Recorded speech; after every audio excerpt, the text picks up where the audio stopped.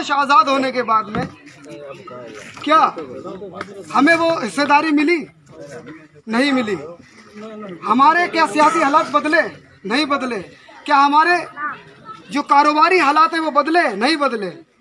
क्योंकि इन तमाम दलों ने हमें बीजेपी का डर हमेशा दिखाया और दिखाते हुए कि कहीं बीजेपी ना आ जाए, बीजेपी ना आ जाए, और हमने भी कहीं ना कहीं अपना जहन ये बनाया कि बीजेपी ना आ जाए कहीं। लेकिन कभी हमने इस पर गौर नहीं किया कि हमारे सियासी हालात क्या कहाँ से कहाँ पहुँच गए। क्या हमारे कोई नुमाइंदे ऐसे हैं जो हमारी बात कर सके? ये बताइए। कांग्रेस 72 सालों से यहाँ राज करती रही। उन्होंने चंद हमारे जो ऐसे लोग, जो ऐसे लीडर, जो जिन्होंने सिर्फ और सिर्फ अपने बारे में सोचा, कभी भी उन्होंने कौम की बात नहीं कर पाई, चाहे वो किसी भी दल में रहे हो, चाहे समाजवादी पार्टी में रहे हो। इवन मुजफ्फरनगर दंगा हुआ, मुजफ्फरनगर दंगे में किसकी सरकार थी? किसकी सरकार थी?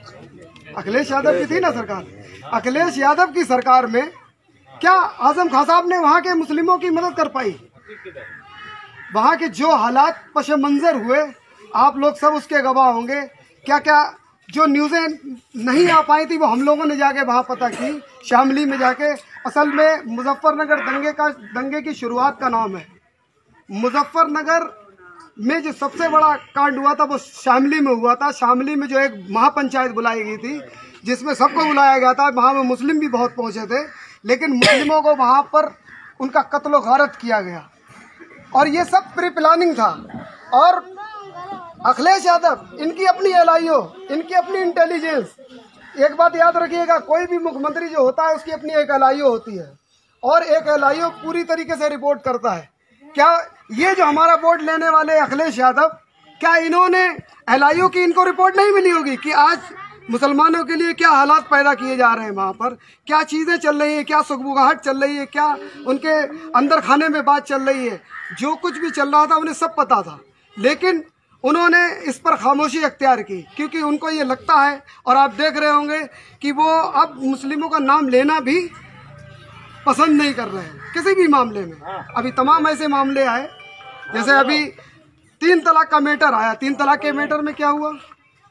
3 तलाक के मैटर में उनकी पार्टी ने कोई भी 3 तलाक का जो कानून बनाया जा रहा था उसमें उसके कानून के खिलाफ वोट नहीं दिया। क्यों नहीं दिया? हम किसी को जब नुमाइंदा बनाते हैं तो क्यों बनाते हैं? क्या वो हमें खाने को देने आता है? क्या खाने को देने आता है? खाना तो हम अपना ही खाते हैं ना, हम अपना ही तो पैदा करके खाते हैं। क्या हमें अखिलेश यादव, राहुल गांधी, मायावती या कौन हमें कोई लाके देता है कुछ? हमने आपने जो मेहनत की होगी, बम्बई में हमारे भाई जा के कितनी मेहनत करते हैं, मैं देखता हूँ हर गांव से, एतराफ से मैंने देखा कितनी मेहनत करते हैं लोग वहाँ पर। तो हमने मेहनतों से अपने वजूद बनाए हैं। इसमें किसी भी सरकार का हाथ नहीं रहा। सरकार अगर चाहती तो हमारे ये हालात ना होते, हमारे लिए रोजगार पैदा करती, हमें हिस्सेदारी देती, हमें नौकरियों में हिस्सेदारी देती। जब देश आज़ाद हुआ, देश आज़ाद होने के बाद सबसे ज़्यादा हमारी जो गवर्नमेंट में जो हमारे सर्वेंट हुआ करते थे, यानी कि जो सरकारी नौकरी में लोग हुआ करते थे, वो 38% थे। कब? जब देश आज़ाद हुआ था। लेकिन ये ग्राफ धीरे धीरे आज मालूम है कहाँ पहुँच गया? आज 0.5% भी, 0.2% भी नहीं रहा हमारा, यानी कि 1% का भी हम जो है 5वां भाग पहुंच गए हैं, यानी 1% भी नहीं है हमारी। तो आप समझिए हमारी पॉपुलेशन क्या है। हमारी पॉपुलेशन के अकॉर्डिंग, यानी कि उसके हिसाब से हमें यहाँ पर कोई किसी मामले में हिस्सेदारी, ना तो सियासी हिस्सेदारी हमें है, ना हमें नौकरियों में हिस्सेदारी है, ना हमें विकास में हिस्सेदारी है। तो आप समझिए फिर हमें हिस्सेदारी, हम जिन पार्टियों को आज बढ़ा रहे हैं, चाहे वो अखिलेश यादव हो या मायावती हो या राहुल गांधी हो, क्योंकि हम बीजेपी का डर देख के इन्हीं को तो वोट करते हैं ना। किन्हें करते हैं? आपने अभी तक किन्हें वोट करते आए हैं? इन्हीं को तो करते आए हैं, इन्हीं को तो किया है। लेकिन क्या आपको इन्होंने ऐसा कुछ दिया? क्या दिया? कुछ नहीं दिया। ठीक है। तो आज जो ज़रूरत पड़ रही है, देखिए यहाँ समझने की है। आज मुझे बहुत मालूम हुआ कि हमारे भाई, मैं समझता हूँ कि ये उनका अपना एक डर जो है या कुछ भी है, या उनके अंदर शक है कि वो बीजेपी की बी टीम है, वो सी टीम है, इस तरीके की बातें होती हैं। देखिए जब देश आज़ाद हुआ उसके बाद जो पार्टी बनी थी वो कांग्रेस थी, उससे पहले से थी, लेकिन जो सत्तारूढ़ पार्टी हुई, जो सत्ता में आई, वो आई थी कांग्रेस, ठीक है। उसके बाद बनी है जनसंघ।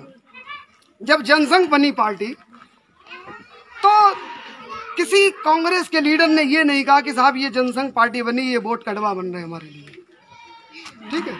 उसके बाद पार्टी बनी बसपा, ठीक है, बहुजन समाज पार्टी, जो कि काशीराम यादव जी ने जो है बहुत एक अच्छा उन्होंने एक मिसाल पेश की, सबसे दबी कुचली कौम, जिसे जो हमारे जो आप देखते होंगे कि दलित समुदाय से लोग बैठ नहीं पाते थे, अपनी खाटों पे नहीं बैठ पाते थे, वो कौम उसने कौम ने क्या वजूद बनाया, अपने आप को इत्तेहाद में लाए, जो कि हमारा इस्लाम हमें पैगाम देता है कि हम इत्तेहाद में आए। इत्तेहाद का ही तो ये पैगाम है कि हम जुमे में एक साथ सारे लोग इकट्ठा होकर नमाज पढ़ते हैं, ये इत्तेहाद का ही तो है पैगाम। हम ईदैन की जो नमाज पढ़ते हैं, नमाज ईदैन पढ़ते हैं, ये इत्तेहाद का ही पैगाम देती है कि हम एक साथ खड़े होकर सब लोग ईद की नमाज पढ़ते हैं।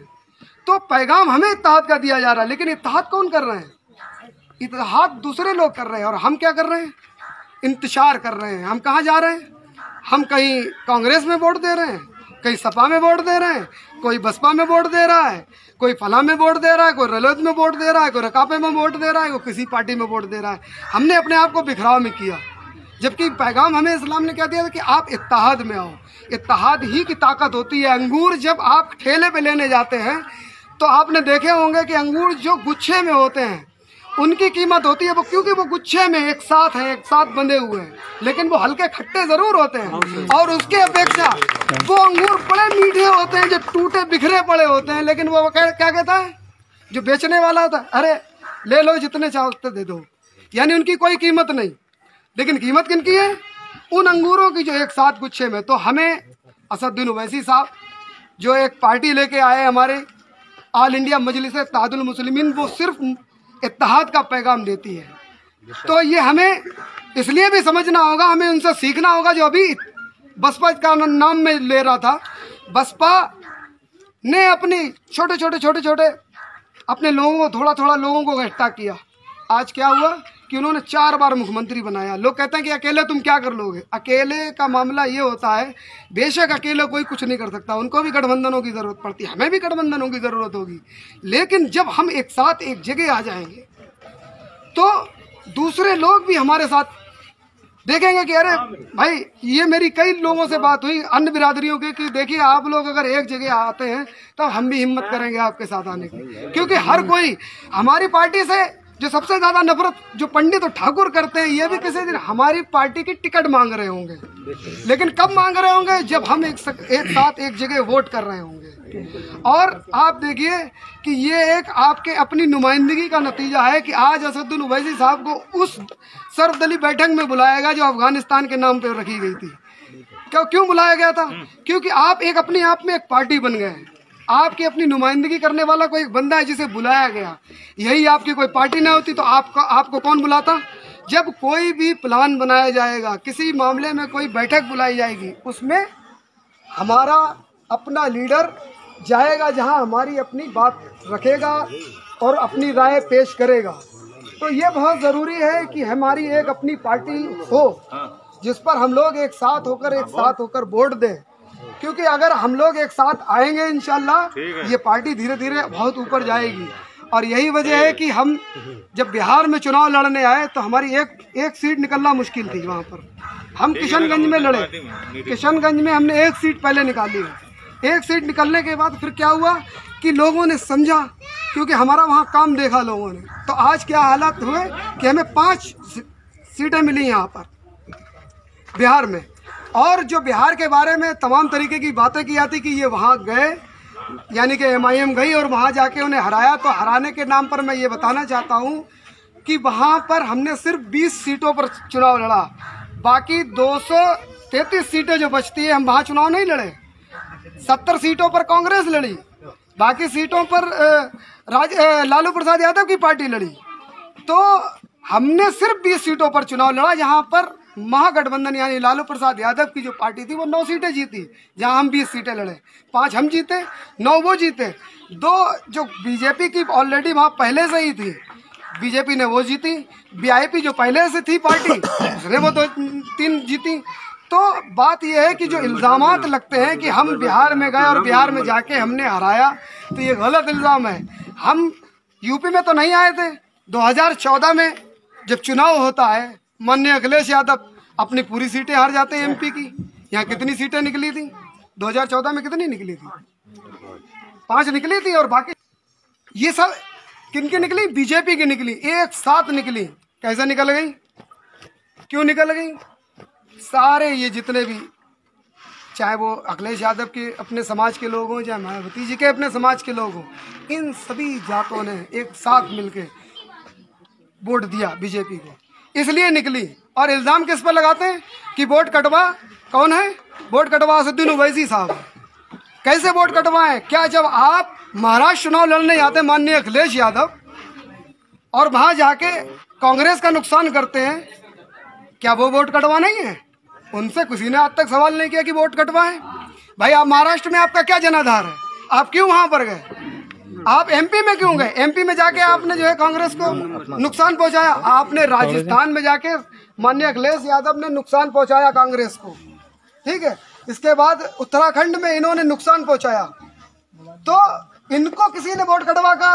और ये बड़ा फक्र से, बड़ा उससे जो है हमारे बारे में जरा बात होती है तो तुरंत जो है बी टीम और तुरंत वोट कटवा का हमसे सवाल करते। क्या हम इस भारत के संविधान में हक नहीं रखते? क्या हम यहाँ पर जो है अपनी पार्टी खड़ी करने का हक नहीं रखते? क्या हमें हुकूक नहीं अपने जमहूरियत में चाहिए? तो क्या असदुद्दीन ओवैसी साहब कहीं विदेश से आए हैं क्या? वो भी इस देश के नागरिक है, हम भी इस देश के नागरिक हैं। हमें भी हक चाहिए, आपको भी हक चाहिए, हमारे हर भाई को हक चाहिए। तो उसके लिए हमें अपनी एक पार्टी खड़ी करनी पड़ेगी जहां हमें अपनी बात को हम वहां तक कर सकें, हम अपनी पहुंचा सकें। और इसके लिए हमें मजबूती के साथ अपनी MIM के साथ खड़ा होना पड़ेगा। मैं तमाम अपने बुजुर्गवार से ये दरख्वास्त करता हूँ कि वो इस पे गौर करें, अपने छोटों को, अपने साथियों को, सबको समझाएं, और बुजुर्गों और हमारे नौजवान भाइयों को कि वो हमारी ताकत बने। क्योंकि नौजवान जब ताकत बनता है तभी कोई मिशन जो है कंप्लीट होता है और कामयाब होता है। तो इसी के साथ मैं अपनी बात को ख़त्म करता हूँ।